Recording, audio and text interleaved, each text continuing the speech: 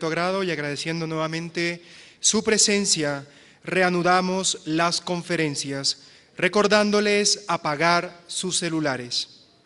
Les recordamos también llenar las encuestas que se encuentran en sus puestos. Además, les invitamos a visitar el portal de ECOS, donde estarán las presentaciones que se han desarrollado a lo largo del día. El sitio web es www.ecosnegocios.com. También les invitamos a seguirnos en las redes sociales de Facebook, Twitter, LinkedIn y el hashtag del evento Gobierno Electrónico EC. Para continuar con las conferencias, a continuación invitamos a escenario a la señora Andrea Ricciardi del Ministerio de Planificación, Ornamento y Gestión. Nos acompaña desde Brasil con la ponencia Políticas de Inclusión Digital e Impacto Medioambiental y Sostenibilidad. Le damos la bienvenida a Andrea Ricciardi.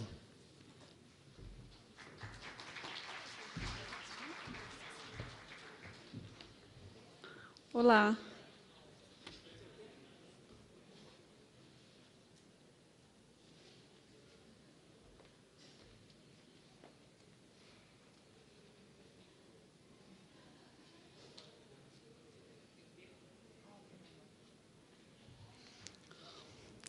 Boa tarde. Eu vou contar um pouco uma história para vocês sobre a construção de políticas de governo eletrônico brasileiro com um enfoque na inclusão digital. Minha palestra vai ser em português e conto com o apoio dos meus colegas tradutores para os senhores e as senhoras que precisarem. Me adaptando aqui com o equipamento. Vamos lá. Um cenário do que é o Brasil, porque isso interfere muito no desenho das políticas públicas e na compreensão dos problemas que o governo brasileiro precisa enfrentar na hora de promover seu planejamento e a gestão. No ano de 2010, tínhamos uma população urbana de mais de 160 milhões de brasileiros e uma população rural de cerca de 30 milhões. No ano de 2014, a nossa população passa de 200 milhões. Em termos de organização política, a República Federativa do Brasil possui 26 estados, 5.565 municípios e mais o Distrito Federal. Desses, 40 municípios têm mais de 500 mil habitantes. Essa configuração política em si é um dos maiores desafios para o planejamento e gestão das políticas públicas no Brasil. Para quem tiver um pouco mais de interesse de conhecer o panorama do que é o Brasil, eu deixei aqui um link para o nosso instituto, que é onde são feitos os principais estudos sobre a realidade brasileira, que chama IBGE, Instituto Brasileiro de Geografia e Estatística. Bem, e aqui uma pequena introdução sobre o que se espera nas políticas afetas a governo eletrônico e inclusão digital.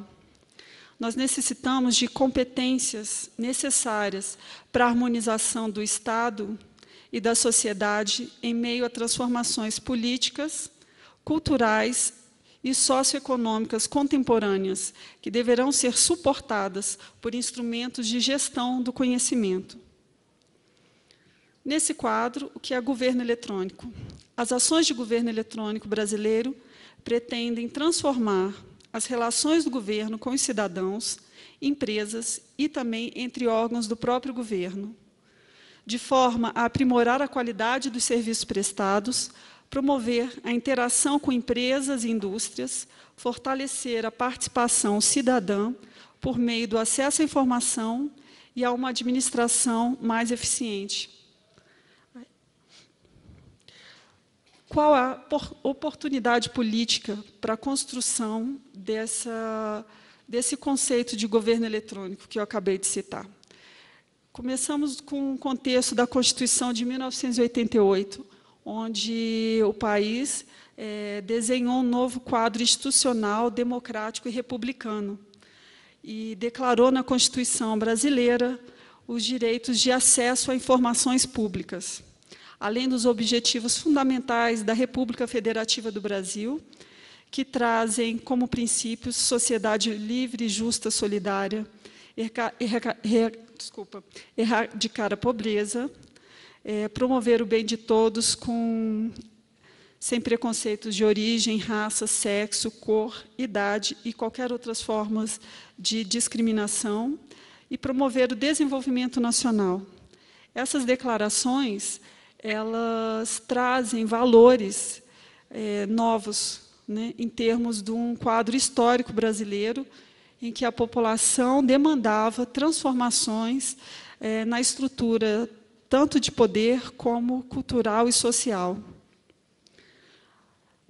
Dando continuidade, né, como um país que vai construindo os caminhos para implementar os valores e vontades declarados na Constituição, ao longo dos anos, fomos concebendo um arcabouço institucional para apoio à implementação desses novos valores republicanos.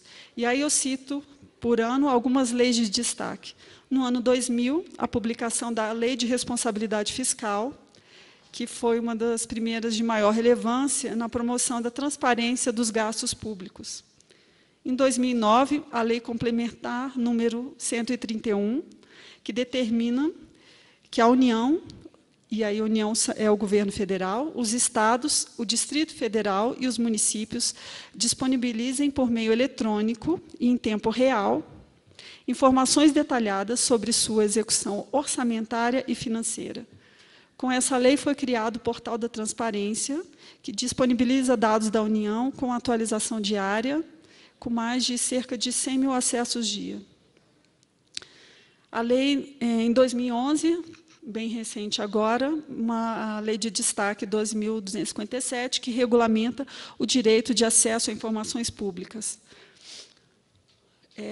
Complementando, né, o arcabouço legal, nós temos aqui uma pequena foto que dá um contexto social em que o país passava na década de 90, principalmente, né, em que serviços públicos, e aqui essa fila na foto, é um retrato do que era a Previdência Social, em que a população passava horas, se não dias, na fila, para requerer informação ou qualquer tipo de acesso a esse serviço, né.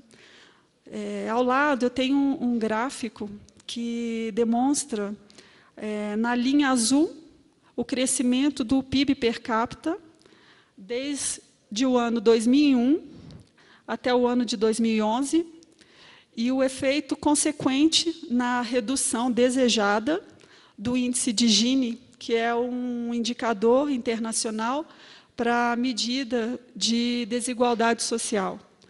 E aí a importância desses números, porque não podemos falar de governo eletrônico se a nossa população não tem acesso aos recursos eletrônicos. Esse era o quadro que se vivia, e o gráfico vai demonstrando, e nós vamos conversando um pouco sobre isso, o processo de transformação desse contexto. E eu acabo de apertar o botão errado.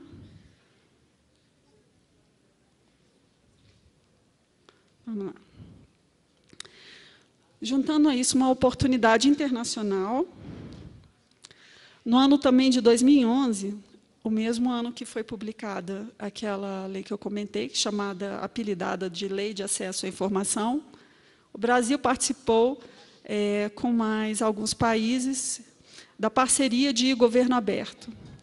Essa parceria foi muito importante, ela guia os países participantes, que de início eram 6, e hoje são 63 países, que declaram conjuntamente dados que se objetivam a abrir, ou seja, cada país se compromete a fazer a abertura de conteúdos, informações de suas políticas públicas de forma aberta e transparente para a população, em um prazo determinado nos seus planos de ação. Esse mapa é para rapidamente a gente conseguir visualizar os países integrantes da parceria de governo aberto, que tem, inclusive, para quem queira conhecer, um sítio na internet com informações detalhadas, chamado Open Government Partnership. E aqui são os países integrantes. Continuando o contexto de transformação, nós temos também uma oportunidade tecnológica. Pelo segundo plano de ação brasileiro para governo aberto, porque nesses 3 anos já estamos implementando o segundo plano, o país incorporou os princípios de governo aberto, pois o governo acredita que o incremento da transparência fortalece a integridade e a gestão dos recursos públicos, que a disseminação de tecnologias inovadoras pode criar comunidades mais seguras e que o acesso à informação e a dados abertos pode gerar serviços melhores. Nessa declaração, podemos entender uma convergência de valores de transparência, uso da tecnologia e governo aberto.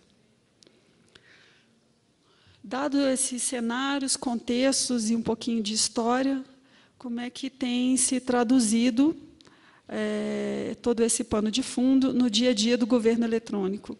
Nós temos no Ministério do Planejamento algumas políticas públicas que chamamos de políticas públicas centrais, e aqui eu destaco algumas de maior relevância e impacto para o conhecimento, que é a Infraestrutura Nacional de Dados Abertos, se materializa principalmente no portal dados.gov.br, onde são publicados dados de todos os órgãos públicos em formatos abertos, que eu vou explicar um pouquinho o que é, com a intenção de promover a possibilidade e a